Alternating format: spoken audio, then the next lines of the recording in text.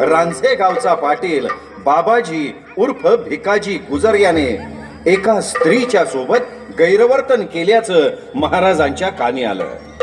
शिवरायांनी तातडीनं बाबाजी उर्फ भिकाजी गुजरला सदरेत बोलवून घेतलं. चौकशी अंती गुन्हा सिद्ध झाला. आता महाराज कोणती शिक्षा देणार याचा अंदाज कोणालाही लागत नव्हता. साधी शिक्षा केल्यास रयतेत उठसूट कोणीही दुष्कर्म करत फिरेल याची महाराजांना जाण होती. शिवरायांनी त्याचे हात पाय कलम करून चौरंग करण्याची शिक्षा दिली. रक्तस्त्राव होऊन तो दगावू नये म्हणून जखमा गरम तुपात बुडवल्या. 1656 कल्याणच्या सुभेदाराच्या सुनेचा सन्मान. कल्याणच्या स्वारीमध्ये खूप द्रव्य सापडलं.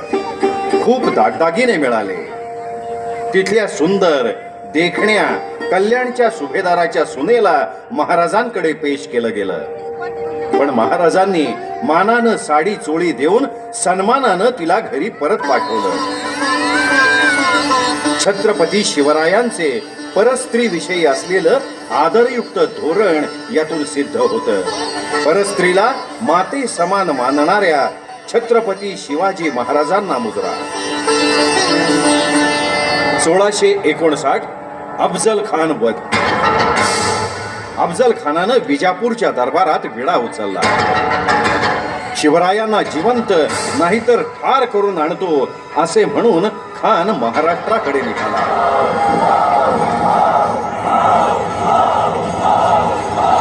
राज्यावर मोठं संकट आलं. महाराजांनी ओळखलं खानाची शक्ती जास्त. आता इथं युक्तीनंच काम करावं लागणार. शिवरायांनी ठरवलं आणि खानाला शिवरायांनी भेटीचा सांगावा पाठवला. खानानं तो कबूलही केला.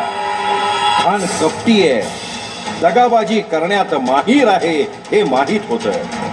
शिवराय तयारीनंच गेलेले होते. खानानं महाराजांना आलिंगन दिलं आणि दगा केला. चिलखत घातलं होतं म्हणून शिवराय वाचले. शिवरायांनी लगेचच वाघनख खानाच्या पोटात घातली आणि पोट फाडून टाकलं. अफजल खानाचा वध केला.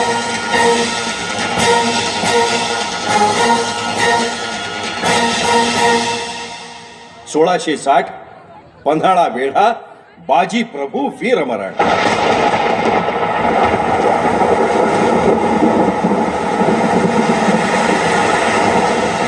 पन्हाळा किल्ल्याला सिद्धी जोहरनं वेढा दिला.